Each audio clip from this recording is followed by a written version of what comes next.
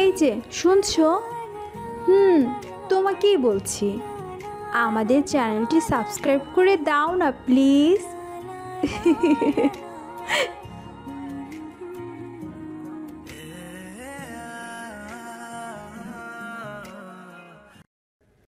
জান্নাত, I am sorry. সেদিন shopping মলে আমি তোমার সাথে এত খারাপ বিহেভ করেছি, তার জন্য। তোমার কোনো দোষ নেই, আমি তোমাকে অনেক কষ্ট দিয়েছি, তাই সরি। না, ভুলটা আমারই ছিল। আচ্ছা বাদ দাও এইসব, বিয়ে করেছো? না।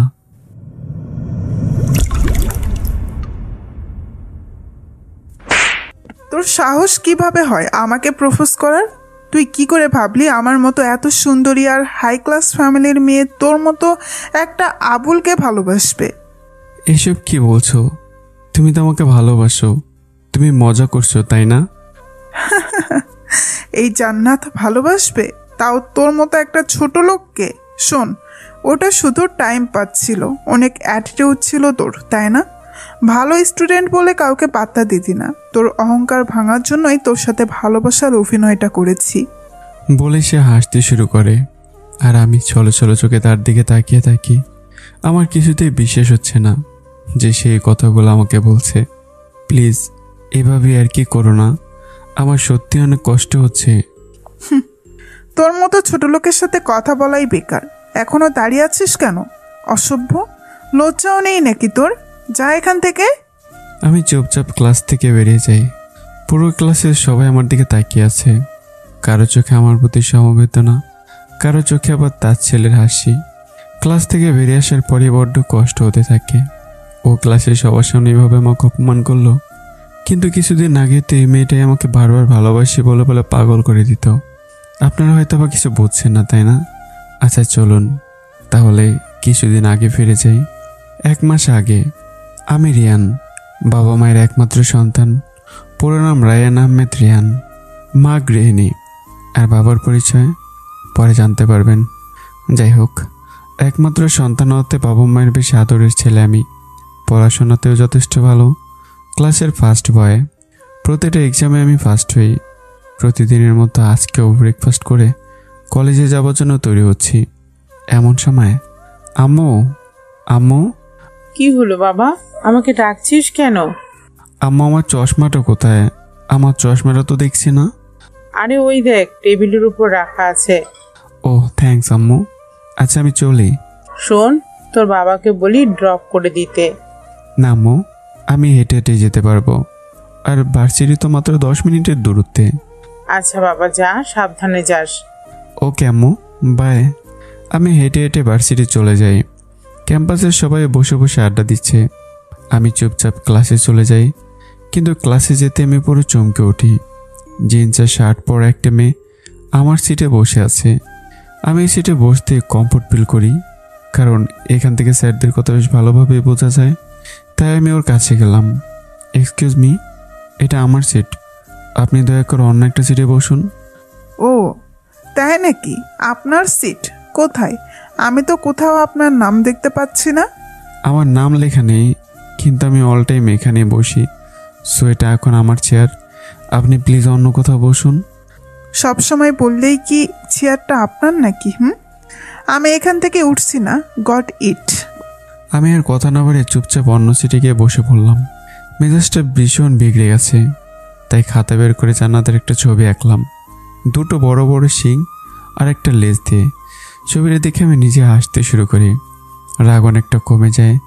এর মাঝে স্যারও রুমে প্রবেশ করে। স্যারকে দেখে সবাই দাঁড়িয়ে যাই। Good morning sir. Good morning students, আশা করি সবাই ভালো আছো। আজকে তোমাদের নতুন একটা ফ্রেন্ডের সাথে পরিচয় করে দিই। এ হলো জান্নাত, পুরো নাম মেহজামিন রহমান জান্নাত। ওর বাবা একজন বিজনেসম্যান এবং ও এই ভার্সিটিতে ট্রান্সফার হয়ে এসেছে। আশা করি তোমরা ওকে হেল্প করবে। Okay? Okay sir. Sir class শেষ করে চলে গেল। সবাই ওর সাথে পরিচিত হতে চলে যায়, শুধু আমি ছাড়া। আমি চুপচাপ বসে বই পড়ছিলাম। বই পড়তে আমার বেশ ভালোই লাগে। এদিকে এতটুকু সময়ের মাঝে জান্নাতের অনেক বন্ধু হয়ে গেছে। ও সবার সাথে কথা বললো, আর চোখে তাকিয়ে দেখে যে আমি চুপচাপ বসে আছি। জান্নাত মনে মনে কিছু একটা ভাবতে লাগে। এদিকে আজকে আমার ক্লাস করতে ভালোই লাগছে না। তাই আর ক্লাস না করে চুপচাপ বাসায় চলে যাই। আমাকে দেখতে মা বলে, কিরে বাবা, আজকে এত তাড়াতাড়ি চলে এলি? সব ঠিক আছে তো? হ্যাঁ, ক্লাস করতে ভালো লাগছিল না, তাই চলে এসেছি। আচ্ছা যা, ফ্রেশ হয়ে আয়, আমি খাবার দিচ্ছি। ওকে। আমি গিয়ে ফ্রেশ হয়ে নিই। ফ্রেশ হয়ে খাওয়া দাওয়ার পর একটা ঘুম দিয়ে বিকেলে চলে যাই ছাদে। ছাদে হাঁটতে বেশ ভালোই লাগে। সারা বিকেল এভাবে ছাদেই কেটে যায়। রাতে খেয়ে শুয়ে আমার মনে পড়ে সকালের কথাগুলো। মেয়েটার উপর আবার মেজাজ গরম হয়ে যায়। এই প্রথম কেউ আমার জায়গায় বসেছে, আর ওর জন্যই ফার্স্ট টাইম সব ক্লাস না করে আমাকে আসতে হলো। কালকে তাড়াতাড়ি যেতেই হবে, এটা ভেবে আমি ঘুমিয়ে যাই। পরদিন আমি রেডি হয়ে বেশ তাড়াতাড়ি ভার্সিটিতে চলে যাই। ভার্সিটির ক্লাসে তাড়াহুড়োতে ঢুকতে যাব, এমন সময় কার সাথে যেন জোর একটা ধাক্কা খাই। ধাক্কা খেয়ে দুজনে পড়ে যাই। আমি সামনে তাকে দেখি, এ তো জান্নাত, সে কালকের মেয়েটা। ইউ স্টুপিড, চশমা পরেও চোখে দেখো না নাকি? সুন্দরী মেয়ে দেখলেই ধাক্কা দিতে ইচ্ছে করে। আমি উঠে দাঁড়িয়ে একা একা হাসতে শুরু করি। আমার হাসি দেখে জান্নাত ভুরু কুঁচকে প্রশ্ন করে, হাসছো কেন? আপনি সুন্দরী এটা শুনে। What do you mean? আমি কি সুন্দরী না? আপনি তো দেখতে আস্ত পেতনির মতো, শেওড়া গাছের পেতনি। আমার মনে হয় আপনি আয়নার সামনে দাঁড়ালে আয়না আপনাকে দেখে ভেঙে চুরমার হয়ে যাবে। এদিকে রাগে জান্নাতের ফেস লাল টমেটোর মতো হতে শুরু করে দেয়। ফর্সা ফেস পুরো লাল টুকটুকো হয়ে গেছে। এই প্রথম কেউ ওকে পেতনি বলাতে রাগে জান্নাতের হাতে থাকা দামি ফোনটা একটা আছাড় মারে। ফোনটা ফ্লোরে পড়ে ফোনের গ্লাসটা টুকরো টুকরো হয়ে যায়। জান্নাত চুপচাপ ক্লাসে প্রবেশ করে আর একটা বেঞ্চে বসে আমার দিকে তাকিয়ে ফুঁসতে থাকে।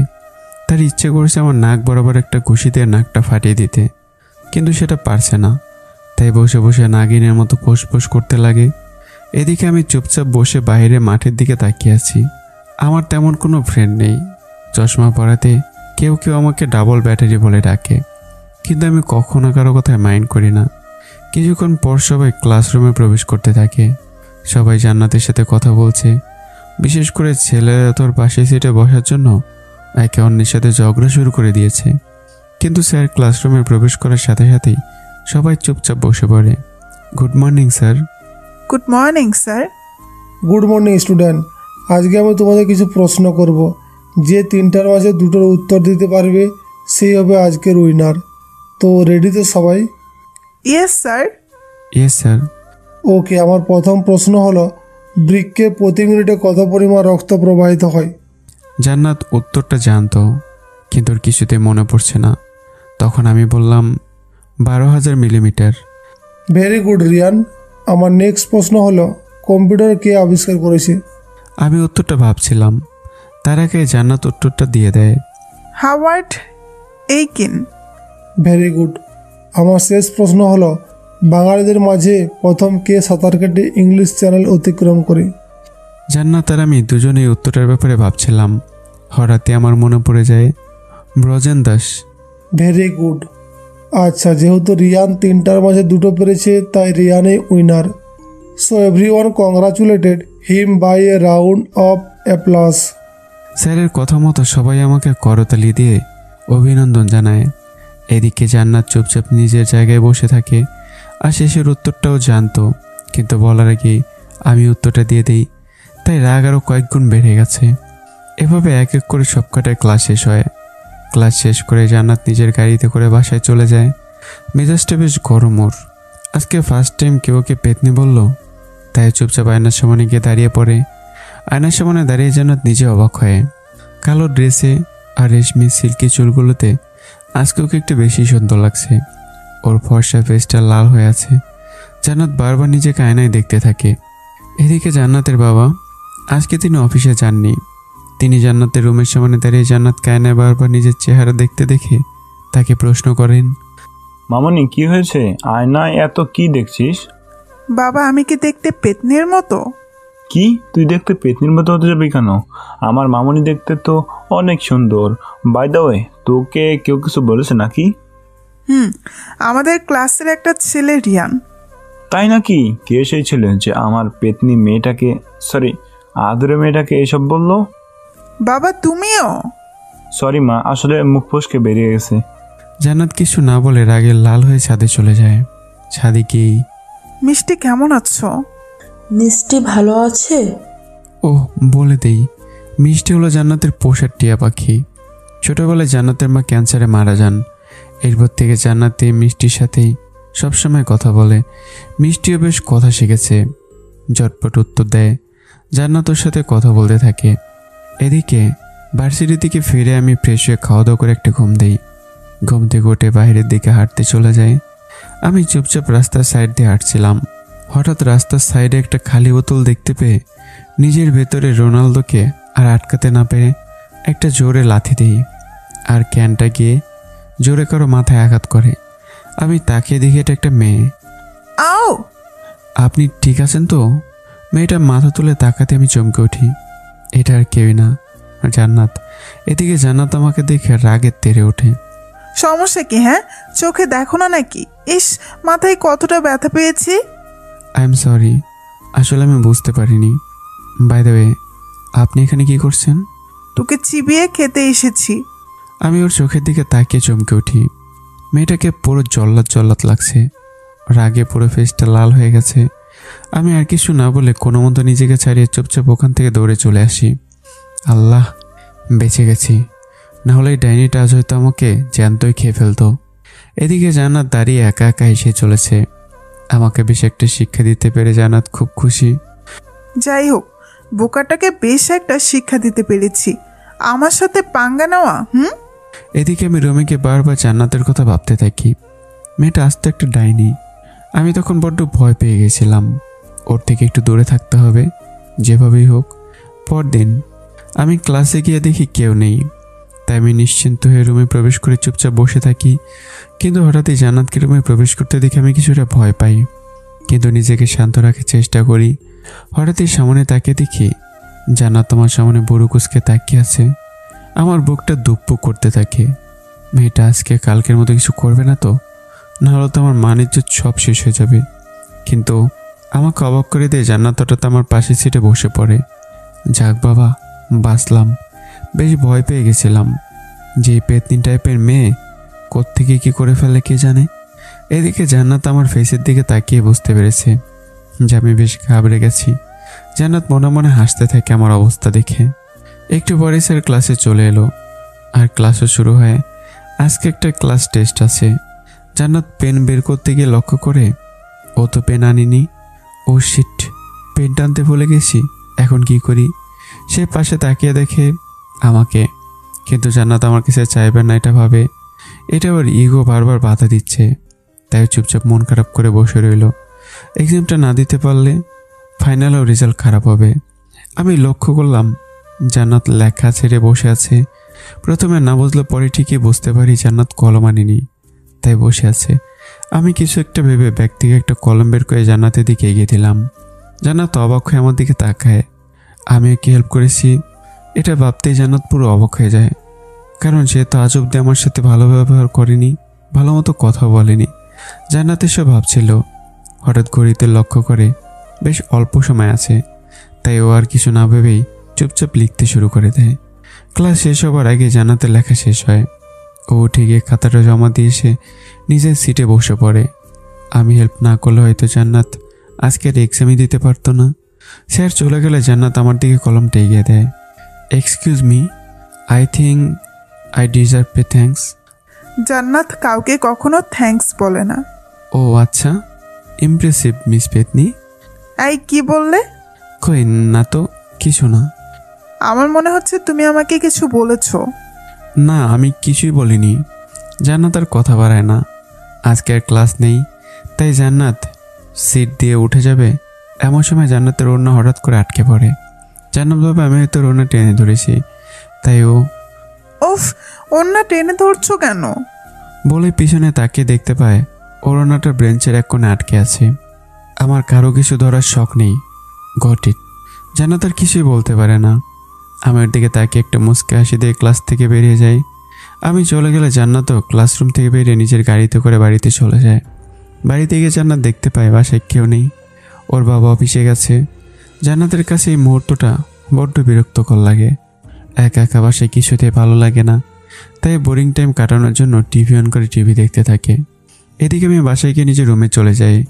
রুমে গিয়ে ফ্রেশ হয়ে লাঞ্চ করে একটু রেস্ট নিয়ে বিকেলে গিটারটা নিয়ে চলে যাই ছাদে।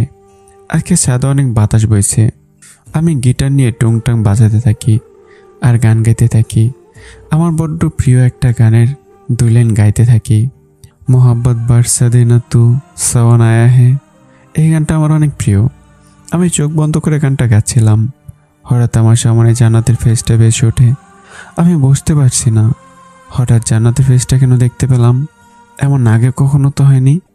এদিকে ভার্সিটিতে গিয়ে আমি আর জান্নাত প্রতিদিন একে অপরের পিছনে লেগেই থাকি। এভাবে বেশ কয়েকদিন চলে যায়। আজকে আমি ভার্সিটি থেকে বেরিয়ে চুপচাপ রাস্তায় হাঁটছিলাম। হঠাৎ আমার চোখে কিছু একটা চলে যায়। আমি চশমাটা খুলে মুছতে মুছতে কখন যে মাঝ রাস্তায় চলে এসেছি খেয়ালই করিনি। এদিকে জান্নাত ভার্সিটির গেটে দাঁড়িয়ে গাড়ির জন্য অপেক্ষা করছে। ওর গাড়ি এখন আসেনি। জান্নাত হঠাৎ লক্ষ্য করে আমি রাস্তার মাঝে চলে এসেছি আর উল্টো দিক থেকে একটা ট্রাক বেশি স্পিড নিয়ে এগিয়ে আসছে। জান্নাত হঠাৎ কিছু না ভেবেই দৌড়ে এসে আমাকে একটা ধাক্কা দেয়।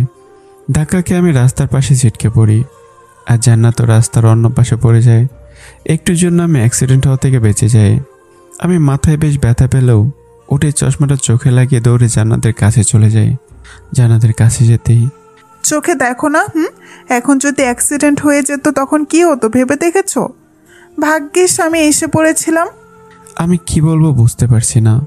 জান্নাতের হাতের বেশ কয়েকটা স্থান ছিলে গেছে, সেখান থেকে রক্ত পড়ছে। দেখছো কি? আমাকে ধরো। জান্নাতের হাতটা ধরবো কি ধরবো না ভাবছিলাম। হঠাৎ কিছু একটা না ভেবে হাতটা ধরেই ফেলি। জান্নাতকে টেনে তুলি, কিন্তু কিছুতেই দাঁড়াতে পারছিল না। আও, কোমরেও বেশ ব্যথা পেয়েছি, কিছুতেই দাঁড়াতে পারছি না। আমি আর কিছু না ভেবে সোজা জান্নাতকে কোলে তুলে নিই। হঠাৎ কোলে তুলে নেওয়াতে জান্নাত অবাক হয়ে আমার চোখের দিকে তাকিয়ে থাকে। ওর চোখে এক রাজ্যের বিস্ময়ে, কিন্তু পড়ে যাবার ভয়ে ও আমার গলা শক্ত করে জড়িয়ে ধরে। আমি ওকে কোলে নিয়ে একটা রিক্সা করে হসপিটালে চলে যাই। জান্নাতকে ড্রেসিং করিয়ে আমি যে আমার মাথায় ব্যথা পেয়েছিলাম সেখানে ব্যান্ডেজ করে তারপর জান্নাতকে বাসায় পৌঁছে দিয়ে আমিও চলে আসবো। এমন সময় এই হ্যালো, আমি বাসার ভেতরে যাব কিভাবে? আমি ওকে রিক্সা থেকে নামিয়ে কোলে করে জান্নাতের রুমে নিয়ে বিছানায় শুয়ে দিই। তারপর চুপচাপ চলে আসি। আমি নিজের বাসায় আসতেই, রিয়ান, তোর মাথায় কি হয়েছে? মাথায় ব্যান্ডেজ করা কেন? রিল্যাক্স মা, আমার কিছু হয়নি, সামান্য চোট পেয়েছি। আমার একটা কথাও শুনিস না। এতবার বলেছি সাবধানে চলাচল কর, তারপরে তুই শুনবি না। দেখি কি হয়েছে। ও মা, এই দেখো আমার কিচ্ছু হয়নি।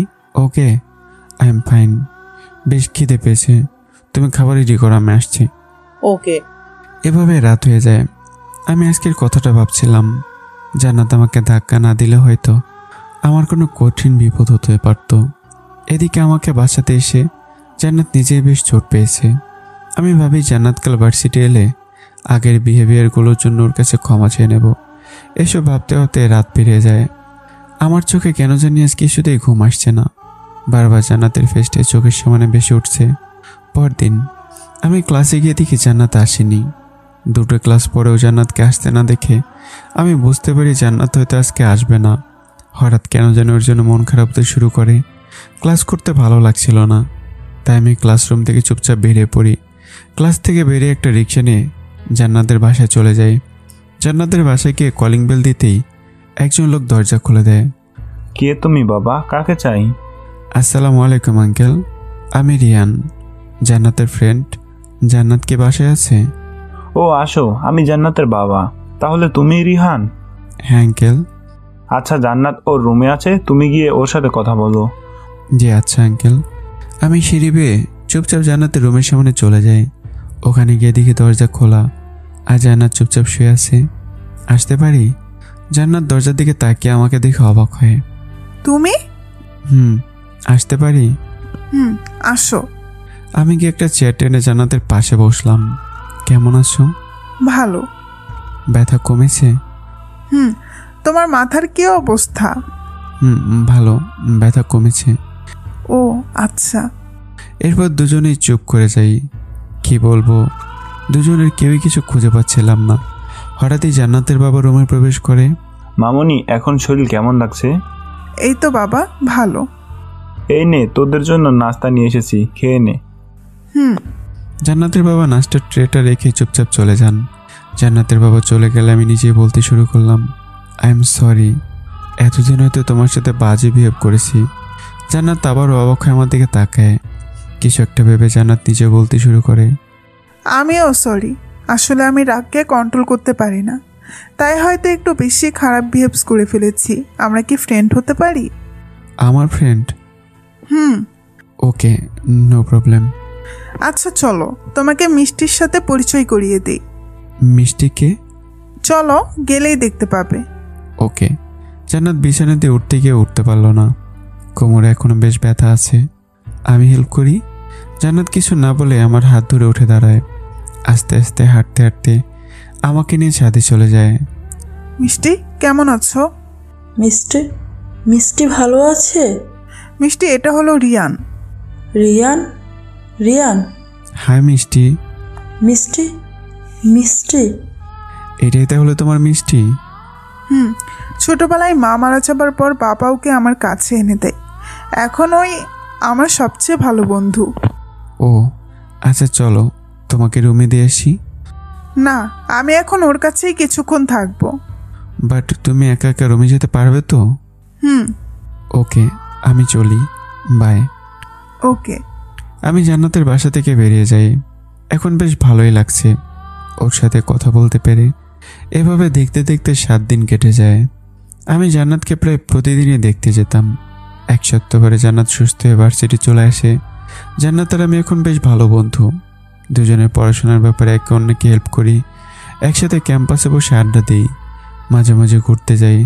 আমাদের ফ্রেন্ডশিপ দেখে ক্লাসের সবাই অবাক, কারণ কিছুদিন আগেও আমরা একে অন্যকে সহ্যই করতে পারতাম না। রিয়ান, এই রিয়ান, চলো না কোথাও ঘুরতে যাব, প্লিজ প্লিজ প্লিজ।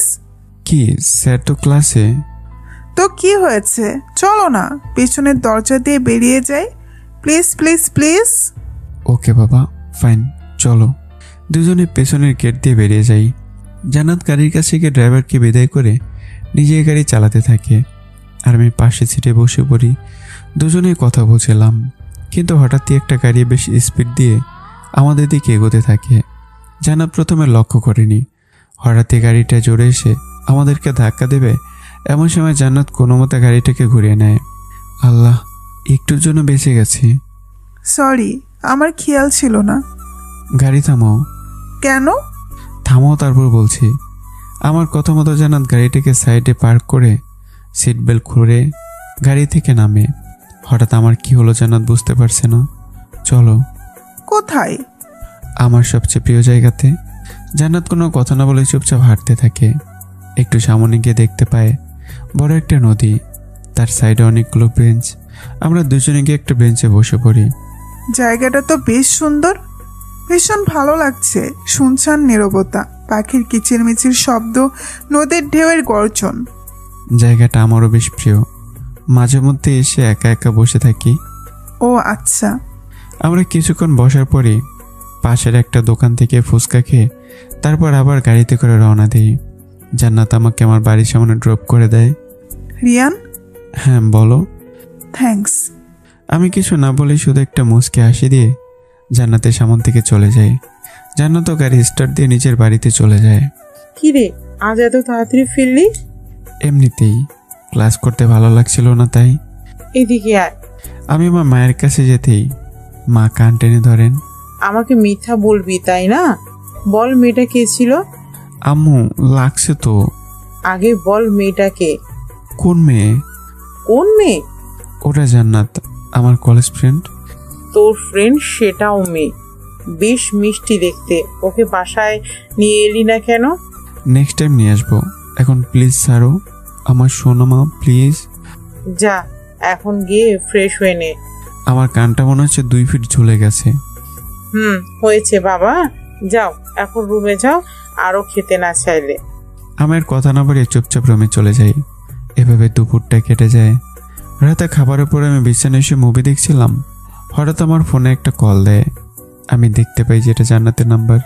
হ্যালো। তো মিস্টার, কি করছেন? মুভি দেখছিলাম। তুমি? আমি শুয়ে আছি। বাই দ্য ওয়ে, কালকে এক্সামের রেজাল্ট দিবে তাই না? আমার বেশ ভয় লাগছে। ডোন্ট ওয়ারি, সব ঠিক হয়ে যাবে। আচ্ছা, রাতে খেয়েছো? হ্যাঁ, তুমি? আচ্ছা রাখছি, পরে কথা হবে। ওকে। পরদিন ক্লাস টেস্টে আমি প্রথম হই আর জান্নাত দ্বিতীয়। জান্নাতের মন বেশ খারাপ, ও বেশ মন দিয়ে পড়াশোনা করেছিল, তারপরও দ্বিতীয়। এদিকে আমাকে সবাই এসে কনগ্রাচুলেশন জানাচ্ছে। এসব দেখে জান্নাতের আরও খারাপ লাগতে শুরু করে। ও চুপচাপ বসে কিছু একটা ভাবতে থাকে। হঠাৎই জান্নাতের চোখ জ্বলজ্বল করে ওঠে। জান্নাত আমাকে প্রশ্ন করে, আচ্ছা রিয়ান, কালকে তো পহেলা বৈশাখ, কলেজে অনুষ্ঠান হবে, তোমার কেমন মেয়ে পছন্দ বলো তো?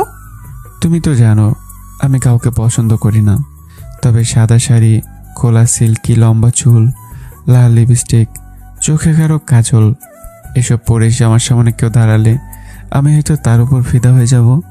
তাই নাকি? আচ্ছা আমি চলি, ক্লাসে ভালো লাগছে না, বাই, কালকে দেখা হবে। ওকে। পরদিন সকাল সকালই আমার ফোনে একটা কল আসে। আমি হাতে নিয়ে দেখি জান্নাত কল করেছে। রিয়ান, কোথায় তুমি? আমি সেই কখন থেকে তোমার জন্য ওয়েট করছি। আমি ঘড়ির দিকে তাকিয়ে দেখি 9:45। ইস, বেশ লেট হয়ে গেছে। আমি কল কেটে ফ্রেশ হয়ে স্বল্প নাস্তা করে একটা লাল পাঞ্জাবি ও সাদা পায়জামা আর চশমাটা পরে ভার্সিটির উদ্দেশ্যে রওনা দিই। ভার্সিটিতে গিয়ে আমি আমাদের আড্ডাখানায় মানে কলেজের পিছনে পুকুর পাড়ে চলে যাই। জান্নাত বসে আছে। আমি ওর দিকে তাকাতেই চমকে উঠি। জান্নাত লাল পাড়ের একটা সাদা শাড়ি পরেছে, সাথে ম্যাচিং লাল ব্লাউজ, সাথে গাঢ় করে কাজল, ঠোঁটে হালকা লিপস্টিক, চুলগুলো এক সাইডে করে রাখা। আমি হা হয়ে তাকিয়ে থেকে ওর দিকে। জান্নাতকে এত সুন্দর লাগছে যা বলে বোঝানো পসিবল না। আমি ওকে দেখাতে এতটাই বিভোর ছিলাম যে জান্নাত কখন এসে আমার সামনে দাঁড়িয়েছে সেটা টেরই পাইনি। আই, কি দেখছো এভাবে হা করে? কই কিছু না তো। আচ্ছা, আমাকে কেমন লাগছে? বেশ সুন্দর। লাইফে ফার্স্ট টাইম আমি শাড়ি পরলাম। আচ্ছা চলো, ভার্সিটির হল রুমে যাওয়া যায়, ওখানেই অনুষ্ঠান হচ্ছে। আমি অনেকক্ষণ ভেবে জান্নাতের হাত ধরে হলরুমের দিকে হাঁটতে থাকি। আজ আমি বারবার জান্নাতকে আর চোখে দেখছি। আজকে ওকে অনেক বেশি সুন্দরী লাগছে, আর জান্নাত সেটা বুঝতে পেরে মুচকে মুচকে হাসছে। সিঁড়ি দিয়ে দুজনে উঠছিলাম। হঠাৎই জান্নাত শাড়িতে পিছলে গিয়ে পড়ে যাচ্ছিল। তার আগে আমি জান্নাতকে ধরে ফেলি, শক্ত করে এক হাত দিয়ে ওর কোমর জড়িয়ে থাকি। দুজনে একে অন্যের দিকে তাকিয়ে আছি। কারো চোখে পলক পড়ছে না, শুধু একে অন্যের মাঝে ডুবে গেছি। আমি যেন জান্নাতের চোখের দিক থেকে চোখ ফেরাতেই পারছি না। জান্নাতের কাজল কালো চোখ দুটো আমাকে তাকিয়ে থাকতে বাধ্য করছে। আমি এক দৃষ্টিতে তাকিয়ে আছি সেদিকে। রিয়ান, এই রিয়ান, ছাড়ো, কেউ দেখবে তো। জান্নাতের কথায় আমার ধ্যান ভাঙে। আমি জান্নাতকে ছেড়ে দেই। দুজনে বেশ লজ্জা পেয়েছি। আমিও জান্নাত কেউ একে অন্যদিকে তাকাচ্ছি না, চুপচাপ দুজনে হেঁটে চলেছি। জান্নাতের চুলের সাথে ফুলগুলো লাগানোতে ওকে আরো বেশি সুন্দর লাগছে। আমি আর চোখে বারবার জান্নাতের সৌন্দর্য দেখতে লাগি। দুজনে হলরুমে গিয়ে বসে পড়ি। জান্নাতের পাশে আমি। দুজনে পাশাপাশি বসে আছি। জান্নাতের শরীর থেকে এক অদ্ভুত ঘ্রাণ আসছে, অসম্ভব সুন্দর একটা ঘ্রাণ। অনুষ্ঠান শেষ হবার পর সবাই মিলে ক্যাম্পাসে আড্ডা দিচ্ছি। সবার মুখে জান্নাতের প্রশংসা। জান্নাতকে শাড়িতে দেখে সবাই ওর প্রশংসা করছে, বিশেষ করে ছেলেরা। আমার এসব দেখে কেন জানি বেশ হিংসা হতে লাগলো। একজন ছেলে গিটার নিয়ে এসেছিল। আমি গিটারটা হাতে নিয়ে ওর কাছ থেকে, এ কি ডাবল ব্যাটারি গান গাইবে নাকি? ও গান গাইলে হয়তো সবাইকে এখান থেকে দৌড়ে পালাতে হবে। আচ্ছা সবাই চুপ, ওকে গাইতে দাও। আমি গিটার টেনে গাইতে শুরু করি। আমার বড্ড প্রিয় একটা গান। জান্নাতের চোখের দিকে তাকিয়ে গাইতে থাকি, একলা লড়কি কো দেখা তো এসা লাগা। এই গানটা গাইতে থাকি। গান গাওয়া শেষ হলে আমি সবার দিকে তাকাই। সবাই হা করে তাকিয়ে আছে। কেউ কল্পনাই করেনি আমি এত সুন্দর একটা গান করব। বিশেষ করে মেয়েগুলো তো পুরো অবাক। সানজিদাও চুপচাপ মাথা নিচু করে বসে থাকে। জান্নাত অবাক হয়ে আমার দিকে তাকিয়ে আছে। ওয়াও, বেশ সুন্দর হয়েছে। রিয়ান, আমি সরি, তুমি এত ভালো গান করো জানতাম না। ডোন্ট জাজ এ বুক বাই ইটস কভার। আচ্ছা রিয়ান, চলো যাওয়া যাক। By everyone. সবাই চুপচাপ বসে থাকে। আমি একটা মুচকি হাসি দিয়ে জান্নাতের সাথে উঠে হাঁটতে শুরু করি। জান্নাত কিছু দূর হেঁটে যেতেই হঠাৎ করে চিৎকার দেয়। আহ! কি হলো? হঠাৎ করে পায়ে বেশ ব্যথা হয়েছে। হাই হিল পরার কারণে হয়তো মস্কে গেছে। আর একটু হাঁটো, গেটের কাছেই হয়তো গাড়ি। হাঁটতে পারছি না, বেশ ব্যথা করছে। উফ। আমি আর উপায় না পেয়ে জান্নাতকে কোলে করে নিয়ে গাড়িতে বসিয়ে দিই। জান্নাত আজ নিজে ড্রাইভিং করে এসেছে, ড্রাইভার কেউ আনেনি, তাই আমি নিজে ড্রাইভিং সিটে বসে পড়ি। ড্রাইভিং সিটে বসেই আমার মনে পড়ে যায় মাকে করা প্রমিসের কথা, 3 বছর আগের করা প্রমিস। তো চলুন আপনাদেরকেও 3 বছর আগে ফিরে নিয়ে যাই। দেখ কতটা কেটে গেছে, তোকে বলেছি না ড্রাইভিং করবি না, তারপরও তুই ড্রাইভিং করতে গেলি। তোর কিছু হলে আমাদের কি হবে? ও মা, কিছু হবে না, সামান্য তো কেটে গেছে, আর দোষটা তো আমার না, ওই লোকটাই তো নিজে এসে আমার গাড়িকে ধাক্কা দিয়েছে। আমি কিচ্ছু শুনতে চাই না, তুই আজ থেকে আর গাড়ি ড্রাইভ করবি না, প্রমিস কর আমাকে। কিন্তু মা, এটা তো আমার ফেভারিট কার। আমি কিচ্ছু শুনতে চাই না, তুই প্রমিস কর আর ড্রাইভ করবি না। শেষমেশ বাধ্য হয়ে আমাকে প্রমিস করতে হয়, কিন্তু আজকে আমাকে প্রমিসটা ভাঙতে হবে। জান্নাত আমাকে বাঁচাতে গিয়েই সেদিন বেশ আঘাত পেয়েছিল, তাই আজ আমাকে ওর জন্য এটা করতেই হবে। আমি আর কিছু না ভেবে গাড়ি স্টার্ট দিয়ে ড্রাইভিং করতে থাকি। এদিকে জান্নাত আমার মতো একটা মিডল ক্লাস ফ্যামিলির ছেলেকে গাড়ি চালাতে দেখে বড্ড অবাক হয়। রিয়ান, তুমি ড্রাইভিং জানো কিভাবে? আসলে আমি ড্রাইভিংয়ের উপর কোর্স করেছিলাম তো, তাই। ও, আমিও ভাবছি তোমার মতো ছেলে গাড়ি চালানো শিখলো কিভাবে। আমি জান্নাতকে ড্রাইভিং করে হসপিটালে নিয়ে চলে যাই। সেখানে গিয়ে জানতে পারি সত্যিই হাই হিল পরার কারণে জান্নাতের পা মচকে গেছে। এরপর ডক্টরও পা ব্যান্ডেজ করে কিছু ওষুধ ও প্রেসক্রিপশন করে দেন। আমি জান্নাতকে কোলে করে নিয়ে এসে গাড়িতে বসে দিই। যদিও পুরো হসপিটালের সবাই অবাক হয়ে তাকিয়েছিল, তবে জান্নাত সবার এমন চাহনি দেখে আমার বুকে মুখ গুজে থাকে।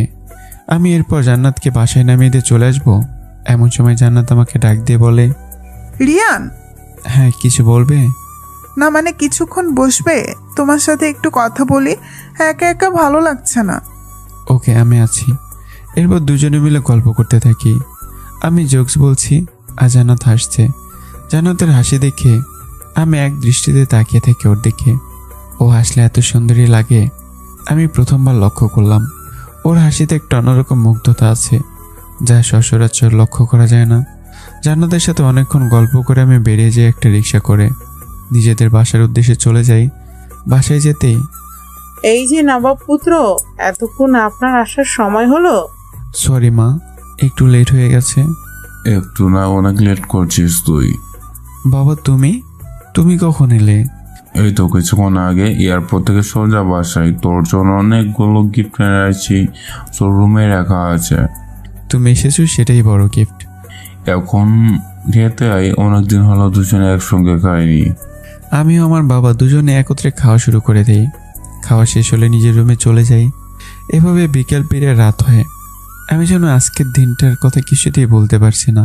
জান্নাতের ফেসটা আজকে এত সুন্দর লাগছিল, বারবার শুধু আমার চোখের সামনে ওর হাসি মাখা ফেসটাই ভাসছে। জান্নাতের সব কিছু হঠাৎ করে বেশ ভালো লাগা শুরু হয়ে গেছে। এমন কখনো হয়নি।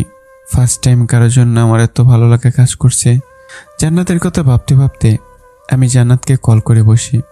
হ্যালো, আসসালামু আলাইকুম। ওয়ালাইকুম আসসালাম। কি করছো? অবাক হয়ে ভাবছি। কি? স্যার আজকে হঠাৎ নিজে কল করলো। সব ঠিক আছে তো? সব ঠিকই আছে। তুমি কেমন আছো তা জানতে কল দিয়েছি। বেটার, ব্যথা কিছুটা কম। রাতে খেয়েছো? তুমি? আচ্ছা, রাখছি, পরে কথা হবে। ওকে। আমি কল কেটে দিই। পরদিন ক্লাসে গিয়ে দেখি জান্নাত আসেনি। আমি জানি জান্নাত আসবে না। ডক্টরকে 15 দিনের রেস্ট দিয়েছে। ক্লাসে এসেই আমি ওকে বড্ড মিস করতে থাকি। এভাবে কেটে যায় 15 দিন। আমার কাছে প্রতিটা দিন কয়েকশো বছরের মতো মনে হচ্ছিল। এই কদিনে বুঝতে পেরেছি জান্নাত আমার লাইফের কত প্রয়োজন। আমি জান্নাতকে ভালোবেসে ফেলেছি, এটা বেশ ভালো করে বুঝতে পারছি। আমি নিজের ভালোবাসাটার কিছুতেই গোপন রাখতে পারছি না, তাই আমি ওকে বলার সিদ্ধান্ত নেই। আজ জান্নাত ভার্সিটি আসবে। আমি একটু আগেই সেটা ফোন করে জেনে নিয়েছি। আমি ফুলের দোকান থেকে একগুচ্ছ ফুল নিয়ে ভার্সিটির সামনে চলে যাই। আজকে জান্নাতকে নিজের মনের কথা বলবো, জান্নাতকে ভালোবাসি সেটা জানাবো। ক্লাসে গিয়ে দেখি জান্নাত আগে এসেছে। আমি গিয়ে ওর সামনে হাঁটু গেড়ে বসে পড়ি। জানি না কিভাবে বলতে হয়, কিন্তু আমি তোমাকে বড্ড ভালোবেসে ফেলেছি। প্রথমত আমার তোমাকে চাই, দ্বিতীয়ত আমার তোমাকে চাই, এবং সবশেষে আমার তোমাকেই চাই। তোমার অনুপস্থিতিতে তোমাকে অনুভব করার নাম যদি ভালোবাসা হয়, তবে আমি তোমাকে ভালোবাসি। তোমার জন্য অপেক্ষা করা যদি ভালোবাসা হয়, তবে তোমাকে ভালোবাসি। চোখ বন্ধ করলে তোমার ফেস দেখাটা যদি ভালোবাসা হয়, তবে তোমাকে প্রতিটা মুহূর্তে ভালোবাসি। অল টাইম তোমার সাথে থাকার ইচ্ছাটা, তোমাকে দেখতে চাওয়ার ইচ্ছাটা, তোমাকে অনুভব করার ইচ্ছাটা যদি ভালোবাসা হয়, তবে আমি তোমাকে ভালোবাসি। I love you Jannat, truly love you, will you be mine? বলে ফুলগুলো এগিয়ে দিই। আমার কথা বলা শেষ হওয়ার সাথে সাথেই ঠাস ঠাস করে চড় পড়ে যায় আমার গালে। আমি অবাক হয়ে জান্নাতের দিকে তাকাই। আমার বিশ্বাসই হচ্ছে না জান্নাত আমাকে কীভাবে চড় মারবে। কি ভেবেছিস এই জান্নাত তোকে ভালোবাসবে? তোর মতো থার্ড ক্লাস একটা ছেলেকে আমার মতো একটা হাই ক্লাস ফ্যামিলির মেয়ে ভালোবাসবে? নিজের ফেস দেখেছিস আয়নায়? আজ তো খ্যাত একটা এসেছে আমাকে প্রপোজ করতে। তুমি ফান করছো তাই না? প্লিজ এভাবে মজা করো না, আমার খুব কষ্ট হচ্ছে। চর খাবার পরেও শিক্ষা হয়নি তাই না? আরও একটা খেতে না চাইলে চুপচাপ এখান থেকে যা। আসছে আমাকে প্রপোজ করতে, থার্ড ক্লাস কোথাকার। আমি নিজের ফুলগুলো হাতে নিয়ে চুপচাপ ক্লাসরুম থেকে বেরিয়ে যাই। সবাই তাকিয়ে আছে আমার দিকে, কারো চোখে হাসি, কারো চোখে আমার জন্য সমবেদনা। আমি চোখ মুছতে মুছতে ভার্সিটি থেকে বেরিয়ে যাই। রাস্তায় আমি একা একা হাঁটছি আর কান্না করছি। কান্না করে শার্টও ভিজে ফেলেছি। জান্নাত আমাকে ক্লাসের সবার সামনে এভাবে অপমান করে সে ভাবতেই বুকটা ফেটে যাচ্ছে। তাহলে কি এগুলো সব সাজানো নাটক ছিল? কেন এটা করলো? আমি তো কখনো কারো খারাপ চাইনি, তবে ও কেন এটা করলো আমি জানি না। রাস্তার সবাই এভাবে দেখে, আমাকে কাঁদতে দেখে অদ্ভুতভাবে আমার দিকে তাকিয়ে থাকে। কিছুক্ষণ পরে আমি বাসায় পৌঁছে যাই। আমাকে দেখে আমার মা এগিয়ে আসে। রিয়ান বাবা, কি হয়েছে? কান্না করছিস কেন? আমি নিজেকে সামলাতে পারি না, মাকে জড়িয়ে ধরে কান্না করে সব বলে দেই।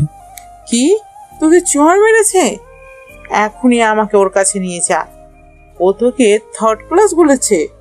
ও জানে রিয়ানকে? তোর বাবার সম্পর্কে কোনো আইডিয়া আছে? ওয়েট, আমি তোর বাবাকে ফোন দিচ্ছি। থাক মা, দোষ আমার।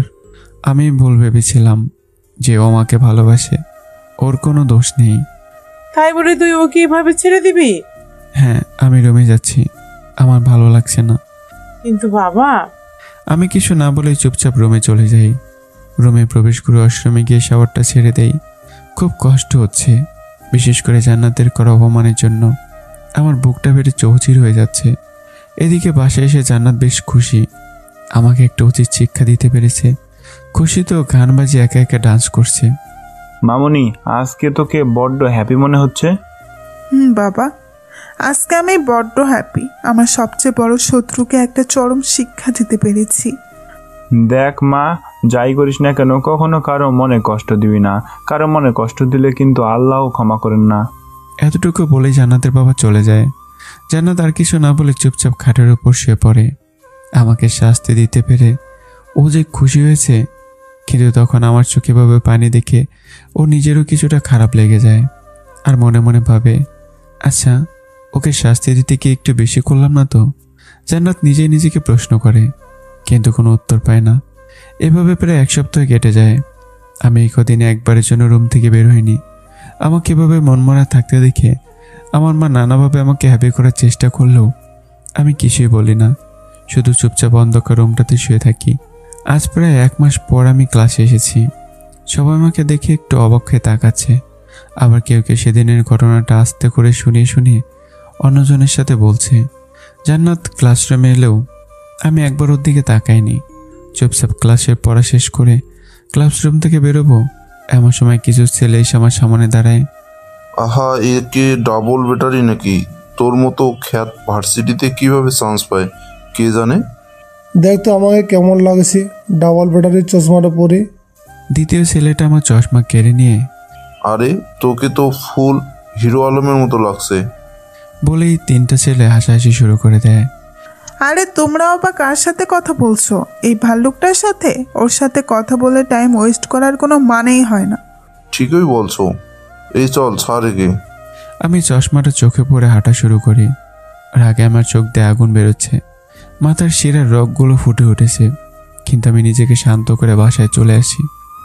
রিয়ান বাবা এসেছিস, আয় দেখ তোর জন্য কি এনেছি। গেটস, এটা কি? তোর জন্য একটা নিউ গিটার। বাবা, আমার একটা নিউ কার চাই। তুই কার দিয়ে কি করবি? আমাদের তো অলরেডি 3টা কার আছে। আমার নিজের একটা কার চাই, ব্র্যান্ডের কার। তুই ফার্স্ট টাইম আমার কাছে কিছু চাইলি, আমি এক্ষুনি অর্ডার করে দিচ্ছি। হ্যাপি তো? আমি রুমে চলে যাই। রুমে গিয়ে শার্টটা খুলে ছাদে চলে যাই। ছাদে গিয়ে একটা দিশলাই দিয়ে নিজের শার্ট আর চশমাটা চালিয়ে দিই। আজ এক নতুন রিয়ানের আবির্ভাব হতে যাচ্ছে। অনেক অপমান সহ্য করেছি, আর না, আমার চোখ রাগে জ্বলে ওঠে। পরদিন সকালে গাড়ির হর্নের সাউন্ড শুনে আমার ঘুম ভেঙে যায়। আমি বারান্দায় গিয়ে তাকিয়ে দেখতে পাই নিচে একটা কালো রঙের ফুল নিউ গাড়ি পার্ক করা। আমি দৌড়ে চলে যাই গাড়ির কাছে। কাম অন মাই সন, দেখো তো গিফটটা কেমন লাগছে। সত্যি এটা অনেক সুন্দর। থ্যাংক ইউ বাবা। তুই খুশি তো? অনেক হ্যাপি। ওকে, যাও ফ্রেশ হয়ে খেতে আই। আমি ফ্রেশ হয়ে নেই, কিন্তু তার আগে আয়নায় লক্ষ্য করি আমার গোপটা একটু বেড়ে গিয়েছে। ট্রিমার বের করে ভালোভাবে দাঁড়িয়ে গোপগুলো ট্রিম করে নেই। এরপর চোখে লেন্স লাগিয়ে নেই। এখন থেকে আর চশমা পরতে হবে না। আমি আয়নার দিকে তাকাই। এখন দেখতে বেশ ভালোই লাগছে। চাপ দাড়িগুলো। আমি ড্রয়ার খুলে সাদা শার্ট আর কালো জিন্সটা পরে নিই, সাথে কালো ঘড়ি আর চোখে সানগ্লাস। বেশ দারুণ লাগছে এখন। এরপর কালো জুতো পরে রুম থেকে বেরিয়ে নিচে চলে যাই। বাবা, আজকে আমার রাজপুত্রকে তো বেশ হ্যান্ডসাম লাগছে। ছেলেকার দেখতে হবে তো। আমার ছেলে। ও বাবা মা, তোমরা প্লিজ থামো। মা, তুমি খাবার দাও। খাওয়াতে শেষ করে ভার্সিটিতে চলে যাই। ভার্সিটিতে যেতেই আজকে সবাই ভার্সিটিতে এত সুন্দর একটা গাড়ি ঢুকতে দেখে অবাক হয়। বেশ দামি কার। সবাই অপেক্ষা করে গাড়িটা কার দেখার জন্য। হঠাৎই দরজাটা খুলে আমি ভেতর থেকে বেরিয়ে আসি। আমাকে দেখতেই সবাই অবাক হয়ে যায়। জান্নাত অবাক হয়ে তাকিয়ে থাকে আমার দিকে। ওর চোখ যেন বিশ্বাসই করতে পারছে না যেটা আমি। জান্নাতের মনে হচ্ছে এটা কোনো স্বপ্ন। আমি গাড়ি পার্ক করে বেরিয়ে জান্নাতের পাশ কাটিয়ে চুপচাপ ক্লাসে চলে যাই। আর সবাই ওখানে স্তব্ধ হয়ে থাকে। কারো যেন এসব বিশ্বাসই হচ্ছে না। আমি ক্লাসে গিয়ে চুপচাপ নিজের জায়গায় বসে পড়ি। আজকে সবাই এগিয়ে এসে আমার পাশে বসে ট্রাই করছে, বিশেষ করে মেয়েগুলো। একটু পরে ক্লাসের স্যার চলে আসেন, কিন্তু তিনি আমাকে দেখে অবাক হন না, শুধু মুচকে হাসেন। স্যার ভালো করেই জানেন এই শহরের সেরা বিজনেসম্যান হলো আমার বাবা, আর ভার্সিটির বোর্ড মেম্বারও তিনি। আসসালামু আলাইকুম স্যার। ওয়ালাইকুম সালাম। সবাই বসো। আজকের পড়া সবাই পড়ে এসেছে তো? জি স্যার। স্যার এক এক করে সবার পড়া নিতে শুরু করেন। এদিকে জান্নাত তখন থেকে অবাক হয়ে আমার দিকে তাকিয়ে আছে। এটা যেন অন্য কোনো রিয়ানকে দেখছে সে। বিশেষ করে আজকে আমার চেহারার স্টাইল আর সাদা শার্ট পরাতে বেশ সুন্দর লাগছে। ও হা করে তাকিয়ে আছে আমার দিকে। ক্লাস শেষ হলে আমি বাসায় ফিরে যাচ্ছিলাম। এমন সময় আমাকে পিছন থেকে ডাক দেয়, রিয়ান। আমি পিছনে তাকিয়ে দেখি সানজিদা আমার দিকে দৌড়ে আসছে। কিছু বলবে? তুমি তো আমাদের ওদিকেই যাবে, আমাকে একটু লিফট দেবে প্লিজ? আমি সানজিদাকে কিছু বলবো, এমন সময় দেখি জান্নাত আমাদের দিকে তাকিয়ে আছে। তাই আমি সানজিদার দিকে তাকিয়ে একটা মুচকে হাসি দিই। অবশ্যই আসতে পারো, নো প্রবলেম। Thank you. আমি গাড়ির দরজা খুলে সানজিদাকে সামনে বসিয়ে নিজেকে ড্রাইভিং সিটে বসে গাড়ি স্টার্ট দিই। আমি যখন ভার্সিটির ভিতর দিয়ে গাড়ি নিয়ে যাচ্ছিলাম, তখন সাইড মিররে তাকিয়ে দেখি জান্নাত এখনও তাকিয়ে আছে। আমি চশমাটা চোখে লাগিয়ে গাড়িতে গিয়ার বাড়িয়ে দিয়ে ভার্সিটির দিকে বেরিয়ে যাই। কিছু দূর গিয়ে সানজিদাকে নামিয়ে দিয়ে আমি নিজের বাসায় চলে যাই। বাসায় যেতেই তো আমি অবাক, আমার ফুপু এসেছে। ফুপি, তুমি লন্ডন থেকে কখন এলে? সবে মাত্র এলাম। কেমন আছিস বাবা? বেশ বড় হয়ে গেছিস, আর সাথে হ্যান্ডসামও। আলহামদুলিল্লাহ ভালো। আর হ্যান্ডসাম তো হবই, তোমার ছেলে না, তাই তো? তোকে সেই ছোট থাকতে দেখেছি, আর এখন এত বড় হয়ে গেছিস। আচ্ছা ফুপি, লিমা আসেনি? ও তো রুমে গিয়ে অপেক্ষা করছি, যা গিয়ে ওর সাথে কথা বল। ওকে, আমি এক্ষুনি যাচ্ছি। আমি দৌড়ে রুমে গিয়ে দেখি লিমা আমার খাটে বসে আছে। আমি চুপচুপি গিয়ে ওর চোখ চেপে ধরি। মিস্টার রিয়ান, আমি জানি এটা আপনি। তুই বুঝলি কি করে? তোর প্রতিটা স্পর্শই আমি বুঝতে পারি। তা কেমন আছিস? আর পড়াশোনা কেমন চলছে? বেশ ভালো। তা তুই এত স্মার্ট কবে থেকে হলি? আজকে থেকে। আচ্ছা, জান্নাত কে? এই যে এই পৃষ্ঠায় কম করে হলেও 100 বার ওর নাম লিখেছিস। কিছু না, বাদ দে। তুই আমার কাছ থেকে লুকাবি? আমি ওর দিকে তাকিয়ে না করতে পারলাম না। লিমাকে সব ঘটনা খুলে বলি। কি তোর সাথে এমন করেছে? আমি তো ওকে সামনে পেলে খুন করব। বাদ দে, আমার ভালো লাগছে না ওসব ভাবতে। চকলেট খাবি? ওকে আমি নিয়ে আসছি, তুই এখানে বস। ও, লিমা হলো আমার ফুপুর একমাত্র মেয়ে।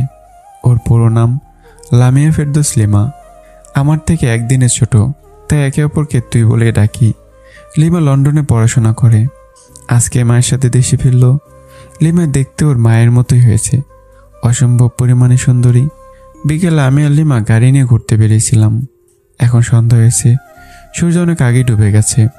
আমি ড্রাইভিং করছিলাম, হঠাৎ একটা মেয়েকে দৌড়ে আসতে দেখে আমি গাড়ি কষে ব্রেক করি। প্লিজ আমাকে হেল্প করুন, প্লিজ। আমার কাছে মেয়েটাকে বেশ পরিচিত মনে হওয়াতে আমি গাড়ির দরজা খুলে বেরোতেই দেখি এটা তো জান্নাত। এতক্ষণ অন্ধকারে ঠিকভাবে দেখা যাচ্ছিল না, কিন্তু এখন শিওর যেটা জান্নাত। আমি লক্ষ্য করি জান্নাতের পিছনে কতগুলো ছেলেও দৌড়ে আসছে। কিরে, ওকে তাড়া করছিস কেন? ও আমার বন্ধুকে চড় মেরেছে। আমার বন্ধু ওর গায়ে হাত দিতে চেয়েছিল, তাই। এ তো সুন্দরী একটা জিনিসকে টাচ করতে কে না চায় বল? আমি আর কোনো কথা না বলে গাড়ি থেকে রেঞ্জটা বের করে সেটা দিয়ে ইচ্ছে মতো বাড়ি দিতে থাকি। মার খেয়ে ওরা সবাই ছুটে পালায়। আমার এই রূপ দেখে জান্নাত নিজে অবাক। আমাকে এতটা রাখতেও কখনো দেখেনি। গাড়িতে বসো। জান্নাত মাথা নিচু করে চুপচাপ দাঁড়িয়েছিল। আমি আবার জোরে ধমক দিতেই চুপচাপ গাড়িতে বসে পড়ে। জান্নাত গাড়িতে ওঠার সাথে সাথেই আমি সামনে গিয়ে ড্রাইভিং সিটে বসে গাড়ি স্টার্ট দিই। আমার সাথে এত সুন্দর একটা মেয়েকে দেখে জান্নাত কিছুটা অবাক হয়ে। মেয়েটা বেশ সুন্দরী, ওর কেন জানি একটু জেলাস ফিল হতে থাকে। আমি জান্নাতকে বাসার সামনে নামিয়ে দিয়ে চুপচাপ চলে যাই।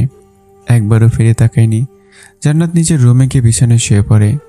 আজকে আমার জন্য অনেক বড় একটা বিপদের হাত থেকে রক্ষা পেয়েছে। আমি যে ওকে হেল্প করবো ভাবতেই পারিনি।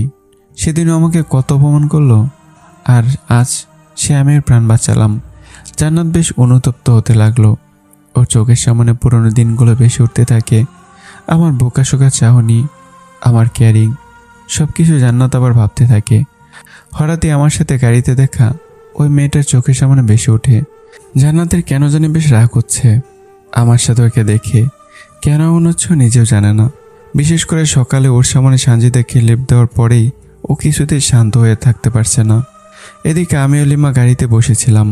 হঠাৎ লিমা বলল, এই মেয়েটাই জান্নাত, তাই না? তুই কিভাবে বুঝলি? ওকে দেখে তোর ফেস পুরো অন্যরকম হয়ে গেছিল। তোর চোখের চাহনি, কথা বলা, সব কিছু দেখে মনে হচ্ছে এটাই জান্নাত, রাইট? আচ্ছা শোন, গাড়ি সাইডে দাঁড় করা। কেন? ফুচকা খাবো। ওকে। আমি সাইডে গাড়ি দাঁড় করালে লিমা গিয়ে ফুচকার দোকানে গিয়ে বেশি চাল দিয়ে 2 প্লেট ফুচকা অর্ডার করে। ফুচকা বানানো হয়ে গেলে লিমা গপ গপ করে একটার পর একটা ফুচকা খেতে শুরু করে দেয়। আর আমি হা হয়ে তাকিয়ে থাকি ওর দিকে। কি হলো, খাচ্ছিস না কেন? তোর খাওয়া দেখছি, যে স্পিডে খাচ্ছিস মনে হচ্ছে পুরো দোকানটা খেয়ে ফেলবি। একদম নজর দিবি না। ফুচকা হলো জাতীয় খাবার। আমাকে প্রধানমন্ত্রী বানানো হতো যদি, আমি ফুচকা দিন নামে আলাদা একটা দিন তৈরি করতাম, যেদিন যে যত খুশি ফুচকা খেতে পারো, পুরো ফ্রি। থাক মহারানী, আপনি খান, আপনাকে এত কিছু ভাবতে হবে না। এই দাঁড়া, হাঁ কর। কেন? এত কথা বলিস কেন? হাঁ কর চুপচাপ। আমি হাঁ করলে লিমা আমাকে ফুচকা খেয়ে দেয়। লিমার হাতে ফুচকা খেতে যদি অন্যরকম লাগছিল, তবুও আমি কিছু না বলে চুপচাপ খেয়ে নেই। মুখে দেওয়ার সাথে সাথেই ঝালে আমার মুখ পুরো জ্বলে ওঠে। এত ঝাল! এনে পানি খা।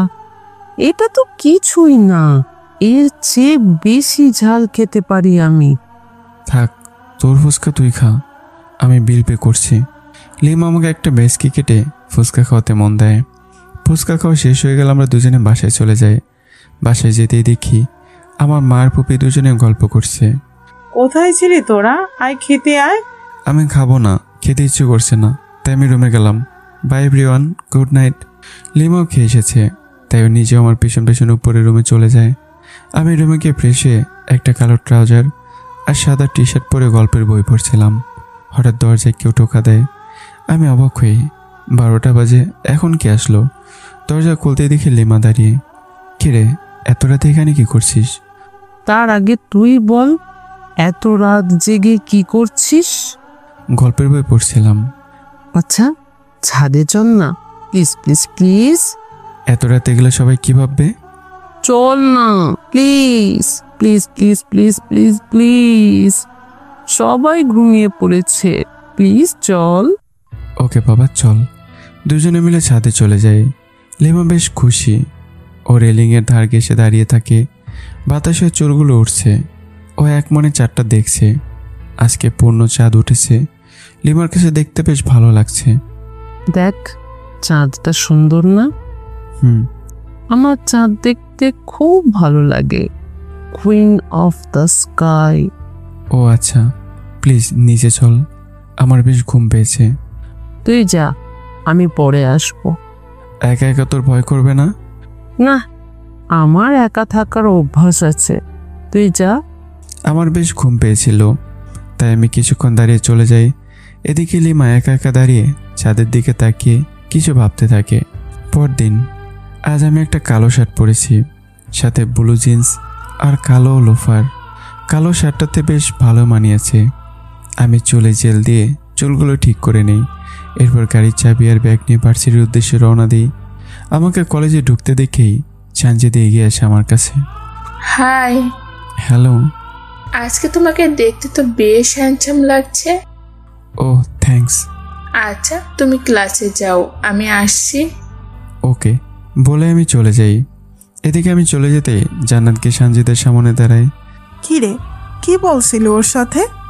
এই তো নর্মাল হাই হ্যালো। ও, আমার মনে হয় জানিস, আমি রিয়ানের প্রেমে পড়ে গেছি। কি? ওর ফেস, ওর অ্যাটিটিউড, সব কিছুর প্রেমে পড়ে গেছি আমি। আর ও এমনিতেও ক্লাসের সবচেয়ে ব্রিলিয়ান্ট স্টুডেন্ট, তাই সব কিছু মিলিয়ে ওকে আমার খুব ভালো লাগে। আই জাস্ট লাভ হিম। জান্নাত কিছু না বলে চুপচাপ হেঁটে ভার্সিটি থেকে বেরিয়ে যায়। কেন জানি সানজিদের কথাগুলোর কিছুতেই সহ্য হচ্ছিল না। কালকে আমি ওকে বাঁচানোর পর থেকে ও একটাবার আমার কথা বলতে পারছে না। বিশেষ করে আমার সাথে কাটানো প্রতিটা মুহূর্ত ওকে বারবার আমার কথা মনে করিয়ে দিচ্ছে। একই সাথে আমাকে এভাবে অপমান করতে বেশ অনুতপ্ত হয়েছে। জান্নাত বুঝতে পেরেছে এভাবে সবার সামনে ওকে অপমান করাটা ঠিক হয়নি। বাসায় গিয়েও জান্নাতের কিছু ভালো লাগছিল না। বারবার আমার ফেসটা চোখের সামনে ভাসছে। আমার চোখের পানিগুলোর কথা ভেবে ওর বেশ খারাপ লাগছে। আমার চোখে সেদিন অনেক ভালোবাসা দেখেছিল, কিন্তু নিজে আমাকে কষ্ট দিলেও ভাবতে ওর একটা খারাপ লাগা কাজ করে। 2 দিন জান্নাত বাসায় কাটিয়ে দিল। তৃতীয় দিনও মন ভালো করতে শপিং মলে গিয়ে ড্রেস দেখছিল। হঠাৎ করে চোখ আটকে যায় সামনে। আমি আর সেদিনে গাড়িতে টাকা মেয়েটা পাশাপাশি হাঁটছি। জান্নাত নিজেকে সামলে নিতে পারছে না। ও আমার কাছে এগিয়ে এলো। রিয়ান, তোমার সাথে আমার কিছু কথা আছে। আমি না শোনার ভান করে চলে যাচ্ছিলাম। এর মাঝে জান্নাত আমার হাত টেনে ধরে। কি হচ্ছে এটা? হাত ছাড়ো। শপিং মলে কোনো সিন ক্রিয়েট করতে চাই না আমি। জান্নাতের রাগ চরমে পৌঁছে গেল। ও এসে আমার কলা চেপে ধরে। আমার কথা শুনতেই হবে তোমাকে। জাস্ট লিভ মি, সবাই দেখছে। আমার কথা তোমাকে শুনতেই হবে, না হলে আমি ছাড়ছি না। আমি আর নিজেকে সামলে রাখতে না পেরে সর্বশক্তিতে জান্নাতের গালে একটা চর মেরে দেই। চরটা এত জোরে মেরেছি জান্নাতের ঠোঁট কেটে রক্ত বেরোচ্ছে। চর খেয়ে জান্নাত গালে হাত দিয়ে অবাক হয়ে তাকিয়ে থাকে আমার দিকে। কি ভেবেছিস নিজেকে? চর খেয়ে জান্নাত অবাক হয়ে তাকিয়ে থাকে আমার দিকে। পুরো শপিং মলের লোকজন আমাদের দিকে তাকিয়ে আছে। জান্নাতের ঠোঁট কেটে রক্ত পড়ছে, কিন্তু সেদিকে কোনো খেয়াল নেই। ও শুধু আমার দিকে তাকিয়ে আছে। লজ্জা করে না আমাকে স্পর্শ করতে? একটা ছোট লোককে টাচ করতে তো লজ্জা করে না? সেদিন আমাকে কি বলেছিলি? 3rd ক্লাস, তাই না? তুই নিজে তো একটা 3rd ক্লাস মেয়ে, তোদের ওদের টাকা আছে, কিন্তু মনটা 3rd ক্লাস লোকদের থেকেও নিকৃষ্ট। সেদিন ক্লাসের সবার সামনে আমাকে অপমান করেছিলি শুধুমাত্র তোকে সত্যিকারে ভালোবেসেছিলাম তাই বলে। জানিস কত কষ্ট পেয়েছিলাম সেদিন আঘাতটা পাওয়ার পরে আমি আজকে চেঞ্জটা হয়েছি। সো ভুলেও আমার সাথে কথা বলার ট্রাই করবে না। আর ছোট লোক আমি না, ছোট লোক হলি তুই শুধু নাটক করতে জানিস, ভালোবাসতে না। আসলে সত্যি কি জানিস, তুই কারো ভালোবাসার যোগ্যই না। তোর এই ফেস আমি কখনো দেখতে চাই না, আর কখনো না। এটা বলে আমি লেমা কিনে শপিং মল থেকে বেরিয়ে যাই। এদিকে জান্নাত দৌড়ে সেখান থেকে কাঁদতে কাঁদতে বেরিয়ে যায়। আমি গাড়ি ড্রাইভ করছিলাম আর লিমা আমার পাশে সিটে বসেছিল। হঠাৎ লিমা বলল, রিয়ান, এটা ঠিক হয়নি। ও না হয় তোকে অপমান করেছে, তাই বলে তুই ওকে এভাবে শাস্তি দিবি? বেশ করেছি। ও আমাকে ক্লাসে সবার সামনে অপমান করেছিল শুধুমাত্র ওকে ভালোবাসে বলে। তখন আমার অনেক কষ্ট হয়েছিল। লিমা আর কিছু না বলে হেডফোন নিয়ে গান শুনতে থাকে আর হেলান দিয়ে চুপচাপ বসে থাকে। একটু পরে আমরা বাড়িতে পৌঁছে যাই। এদিকে বাসায় এসে জান্নাত কান্না করেই চলেছে। ওর মায়ের মৃত্যুর সময় এত কান্না করেনি। আজকে বড্ড কষ্ট হচ্ছে ওর। একা একা বলতে থাকে, মা তুমি আমাকে রেখে চলে গেলে কেন? আমাকে সাথে করে কেন নিয়ে গেলে না? আমি অনেক খারাপ। রিয়ান ঠিকই বলেছে, আমি কারো ভালোবাসাবার যোগ্য না। রিয়ান সেদিন কতটা কষ্ট পেয়েছে আমি আজ তা ভালোভাবে বুঝতে পারছি। আমি ভাবিনি এমন কোনো সিচুয়েশনে পড়তে হবে। প্লিজ তুমি আমাকে নিয়ে যাও বলে জান্নাত জোরে জোরে চিৎকার করে কান্না করতে থাকে। এদিকে আমি বাসায় এসে আমার নিজেরও খারাপ লাগছে। জান্নাতকে তো আমি এখনও ভালোবাসি। জান্নাতের ঠোঁট থেকে রক্ত বেরোচ্ছে, এটা দেখে আমার বুকের বাঁ পাশে একটা চিনচিন করে ব্যথা হচ্ছিল। কিন্তু আমি রাগে নিজেকে কন্ট্রোল করতে পারিনি কিছুতেই। আজ আমার কাছে নিজেকে অপরাধী মনে হচ্ছে। জান্নাত তো আমার সাথে খারাপ বিহেভ করেছে, কিন্তু আমি নিজেও তো সেটাই করলাম। আমি এসব ভাবছি, হঠাৎ লিমা রুমে এসে হাজির। কি করছিস? বসে বসে মুড়ি খাচ্ছি। আয় খাবি? তুই কি কোনোদিন ঠিক হবি না? সেই ছোট থেকেই অল টাইম আমার সাথে ঝগড়া করতি, এখনো তেমনই আছিস। পেতনিটা। আবারও পেতনি বললি? দাঁড়া, আজ তোকে। বলে লিমা চারদিকে তাকিয়ে আমার খাটের উপর থেকে বালিশ নিয়ে আমাকে মারতে থাকে। ওর হাত থেকে বাঁচার জন্য আমি বালিশটা টান দিই, কিন্তু ভুলবশত লিমা আমার গায়ের উপর এসে পড়ে আর দুজনে বিছানায় শুয়ে পড়ি। লিমা নিচে আর আমি এর উপরে। লিমার নরম তুলতুলে শরীরটা আমার নিচে স্পষ্ট টের পাচ্ছে। লিমা বড় বড় চোখে তাকিয়ে আছে আমার দিকে, আর আমি তাকিয়ে আছি ওর দিকে। আজকে আমার কেন জানি মনে হচ্ছে লিমার চেহারাটা বেশ সুন্দর, বড্ড সুন্দরী লিমা। আমি অপলক দৃষ্টিতে তাকিয়ে থাকি লিমার দিকে। এদিকে লিমাও তাকিয়ে আছে আমার দিকে। লিমার ফেসের চুলগুলো আমি ফু দিয়ে দূরে সরিয়ে দিই। দুজন একে অপরের খুব কাছাকাছি। দুজনে একে অন্যের নিঃশ্বাসও স্পষ্ট টের পাচ্ছি। আমি আরও এগোতে যাব, হঠাৎ পাশ থেকে আমার ফোনটা বেজে উঠলে আমার ধ্যান ভঙ্গ হয় আর আমি চুপচাপ লিমার উপর থেকে উঠে পড়ি। লিমা উঠে নিজের ওড়নাটা ঠিক করে নেয়। এরপর কিছু না বলেই চুপচাপ আমার রুম থেকে বেরিয়ে যায়। কেন জানি বেশ লজ্জা লাগছে ওর।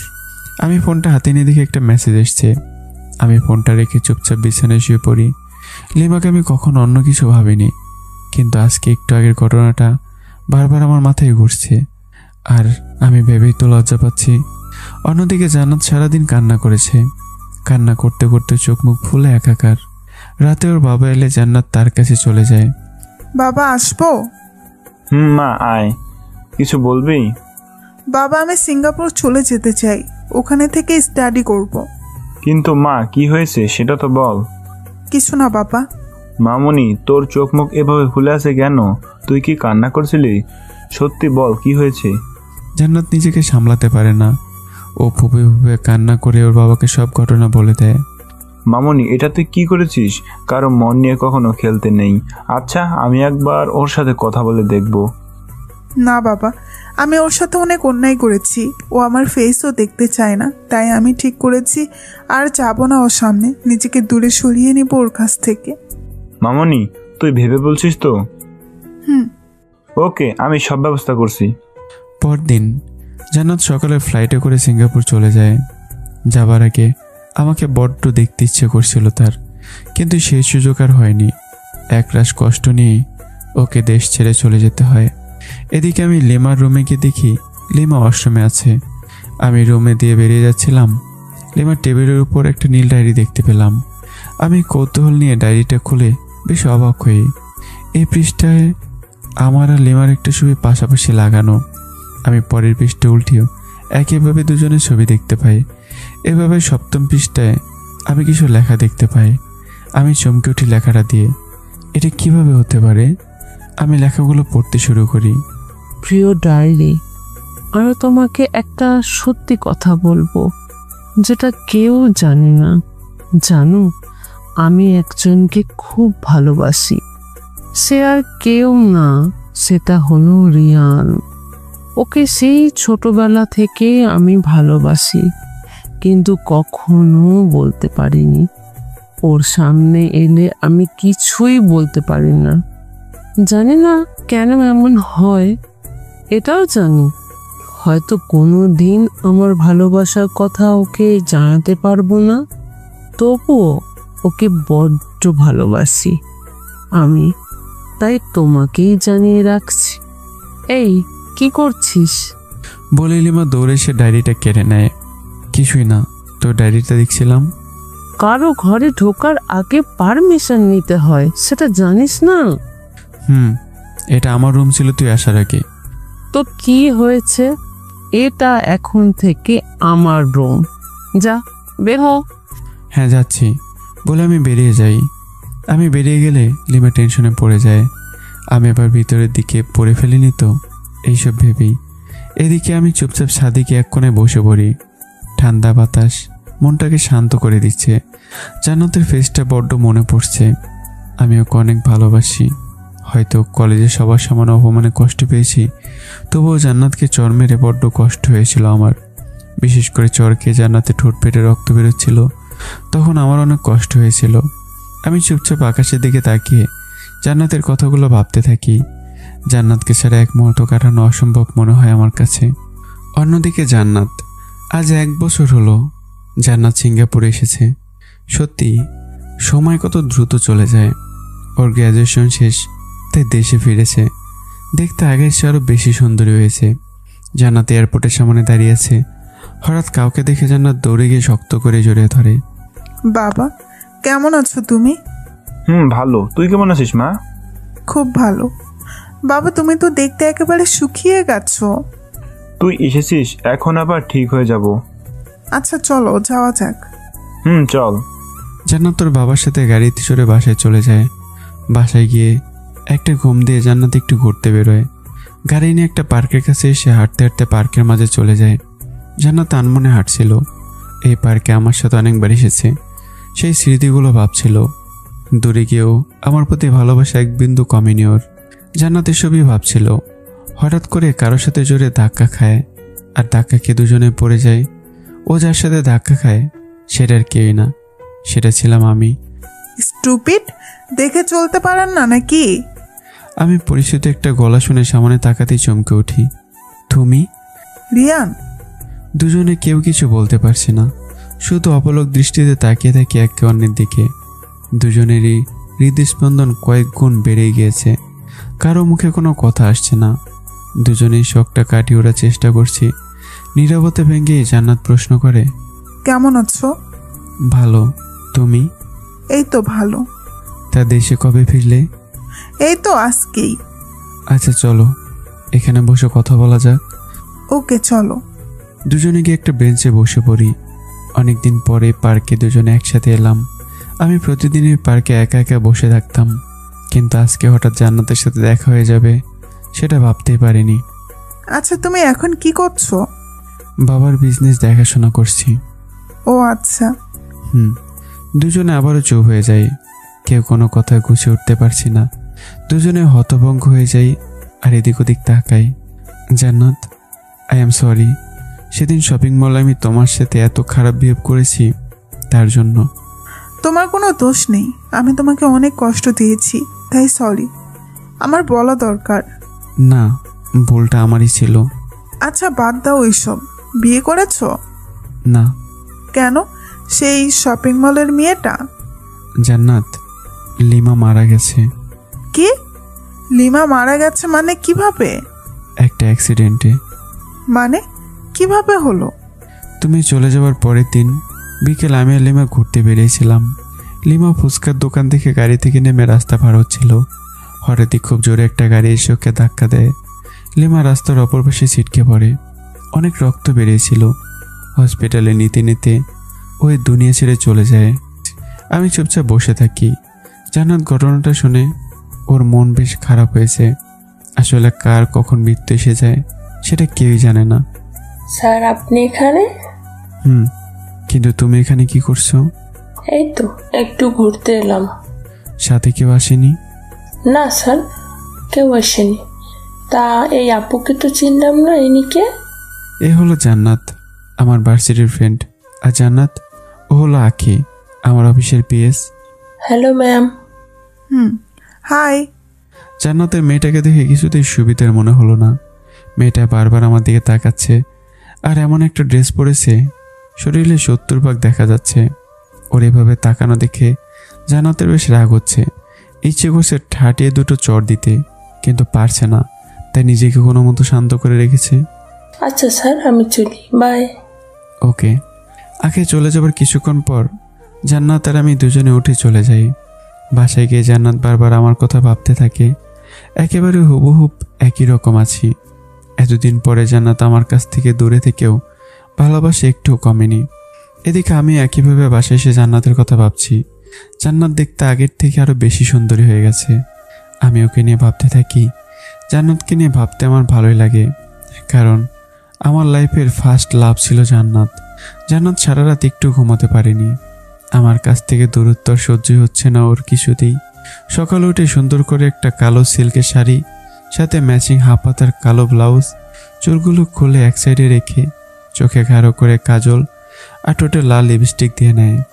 কানে পুঁতি বসানো দুটো দুল অনেক সুন্দর মানিয়েছে তাকে। জান্নাত আয়নায় নিজেকে নিজেই দেখে অনেক অবাক হয়। ওকে বেশ সুন্দরই লাগছে। ও গাড়ি নিয়ে আমার অফিসের দিকে যেতে থাকে। কাল আমার অফিসের ঠিকানা জেনে নিয়েছিল, তাই যেতে কোনো অসুবিধা হয়নি। অফিসে এসে জান্নাত জানতে পারে আমি একটা মিটিংয়ে বিজি, তাই আমার কেবিন ওয়েট করতে থাকে। হঠাৎ আখি রুমে এলে জান্নাত অবাক হয়ে ওর দিকে তাকায়। এগুলো কি? এত ড্রেস পরে অফিসে কেন এসেছো? লজ্জা লাগে না এত ছোট ড্রেস পরে চলাচল করতে? কেন? সেই কৈফিয়ত আপনাকে দিতে বাধ্য নই আমি। স্যারের ফ্রেন্ড, তাই কিছু বললাম না, নাহলে এক্ষুনি ঘাড় ধাক্কা দিয়ে বের করে দিতাম। কি? আমাকে বের করে দিবি তাই না? জান্নাত রাগ সামলাতে না পেরে আখিকে দুটো ঠাস ঠাস করে চর লাগিয়ে দেয়। কি হচ্ছে এখানে? কি হচ্ছে তাই না? স্টাফরা এত ছোট ড্রেস পরে অফিসে আসার সাহস পায় কিভাবে? ওদের পরে দেখছি, আগে তুমি আমার সাথে চলো। বলে জান্নাত আমার হাত টেনে অফিস থেকে বেরিয়ে যায়। অফিস থেকে বেরিয়ে জান্নাত আমাকে নিয়ে সোজা কাজী অফিসে চলে যায়। সব কিছু এত দ্রুত হচ্ছিল আমি কিছুই বুঝতে পারছি না। একটু পরে আমাদের দুজনে বিয়ে পড়ানো শেষ হয়ে যায়। জান্নাতের বাবাকে ফোন করে সব জানায়। তিনি কোনো আপত্তি করেননি। জান্নাতের খুশিতেই তিনি খুশি। চলো। কোথায়? কোথায় মানে? আমার শ্বশুর বাড়িতে। তোমার শ্বশুর বাড়ি আমি কেন যাব? চুপচাপ চলো। আমি আর কিছু বলার সাহসই পেলাম না।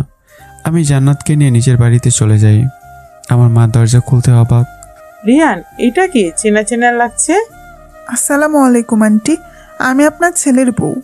কি? নিজে নিজে বিয়ে করলি, আমাকে একবারও জানালি না?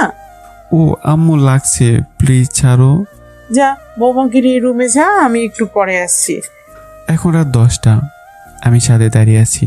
সবাই নিচে আমার রুম সাজাচ্ছে। কোত্থেকে কি হয়ে গেল আমার মাথায় কিছুই কাজ করছে না। একটু পরে আমার রুমের সামনে এসে ঢুকতেই দেখি জান্নাত ঘোমটা দিয়ে বসে আছে।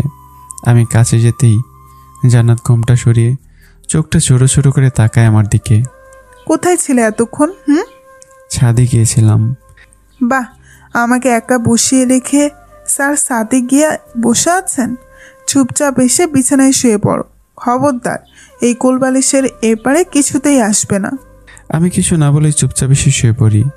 এই মেয়েটা যে আমার জীবন তামা তামা করে ছাড়বে সেটা আমি খুব ভালো করে বুঝতে পারছি। এভাবে কোনো মতে রাতটা পার হয়। শেষ রাতে আমি অবাক হয়ে দেখতে পাই জান্নাত নিজেই আমার বুকে এসে গুটিসুটি মেরে শুয়ে আছে।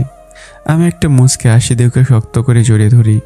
সকাল আমি ঘুম থেকে উঠে দেখতে পাই জান্নাত ড্রেসিং টেবিলের সামনে বসে চুল আঁচড়াচ্ছে। গোলাপি শাড়ি আর সাথে ম্যাচিং ব্লাউজে ওকে বেশ মোহময়ী লাগছে।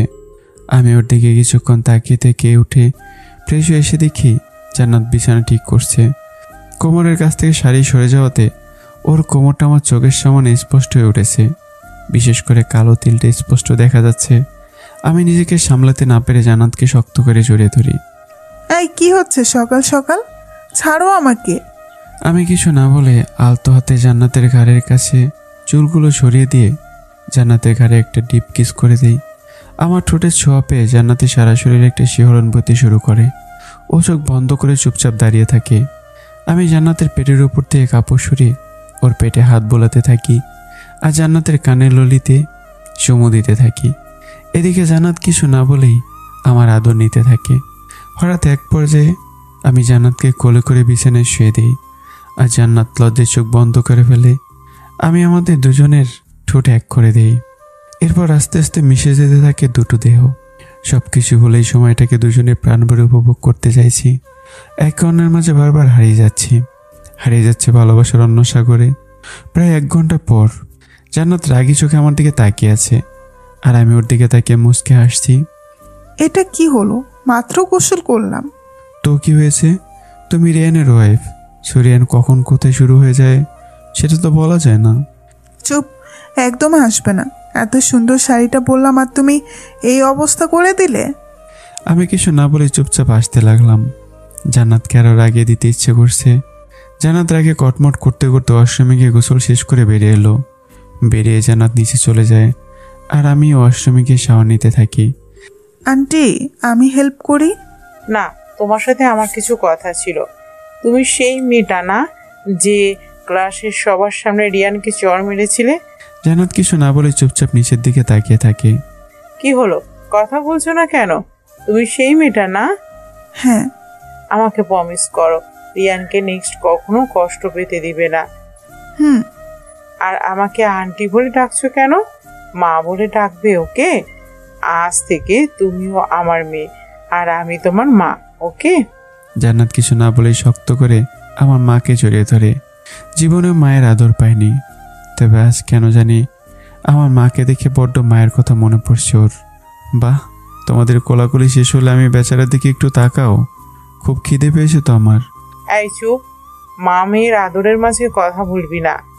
আমি কিছু না বলে অবাকে তাকিয়ে থাকি। এতটুকু সময়েই আমার মা জান্নাতকে নিজের করে নিয়েছে। সামনে আরও কত কি হবে কে জানে। একটু পরে 3 জনে একসাথে খেতে বসি। আমি বারবার জান্নাতকে টেবিলের নিচে দিয়ে খোঁচাতে থাকি। হঠাৎই জান্নাত আমার পায়ে জোরে একটা ধাক্কা দেয়। উহ! কি হলো, এভাবে চেঁচাচ্ছিস কেন? না, মনে হচ্ছে মরিচে কামড় পড়েছে। ধীরে ধীরে খেতে পারিস না? খাবার টাইমেও শান্তি নেই।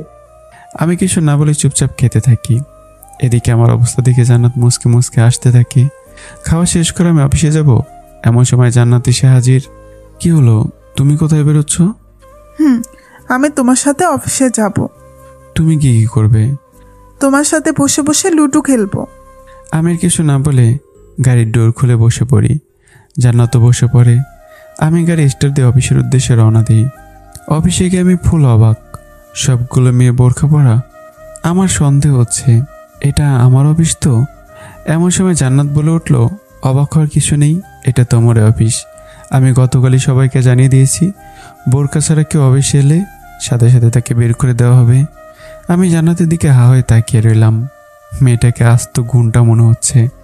আমি জানি না সামনেরও কি আসতে চলেছে আমার লাইফে। এভাবে কেটে যায় 9 মাস। গত 3 মাস আগে আমি জানতে পারি জান্নাত প্রেগনেন্ট। আমরা খুব তাড়াতাড়ি বাবা মা হতে চলেছি। আমি খুশিতে পুরো অফিসের সবাইকে মিষ্টি বিতরণ করেছি, কিন্তু এখন জান্নাতের জেদটা হাড়ে হাড়ে টের পাচ্ছি। এই তো সেদিন রাত 2টার সময়। এই শুনছো, বেবি আইসক্রিম খেতে চাইছে। কোথায় বেবি?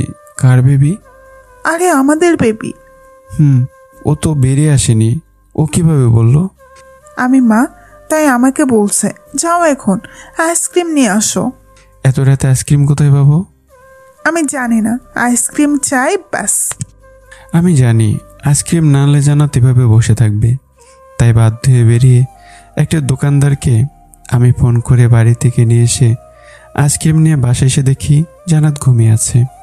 জান্নাতের ঘুমন্ত মুখটাকে দেখে আমার সব কষ্ট দূর হয়ে যায়। আমি জানি প্রেগনেন্সির টাইমে মেয়েদের এভাবে মাইন্ড চেঞ্জ হতে থাকে, তাইও বিরক্ত হই না কখনো। আর জান্নাতের যাদের মতো মুখটা দেখে রাগ হবার কোনো উপায় নেই। আজকে জান্নাতের অপারেশন। আমি কিছুদিন নিজে কিস্তি রাখতে পারছি না, বারবার অপারেশন থিয়েটারের সামনে যাচ্ছি আর আসছি। কিছুক্ষণ পর নার্স এসে আমার কোলে একটা ফুটফুটে বাচ্চা মেয়ে তুলে দিয়ে যায়। আমি তো খুশিতে মনে হচ্ছে কথাই বলতে পারবো না। একটু পরে জান্নাতকে অপারেশন থিয়েটার থেকে কেবিনে শিফট করা হয়। ও আগে ভেবে রেখেছিল মেয়ে হলে নাম রাখবে তাফা। জান্নাত তাফার কপালে একটা চুমু দেয়, আর আমি জান্নাতের কপালে। সত্যি অসাধারণ একটা মুহূর্ত। দোয়া করবেন এভাবে যেন আমরা সারা জীবন একে অপরের সাথে থাকতে পারি। তো বন্ধুরা, গল্পটি এখানেই শেষ। কেমন হয়েছে গল্পটা অবশ্যই কমেন্ট করবেন।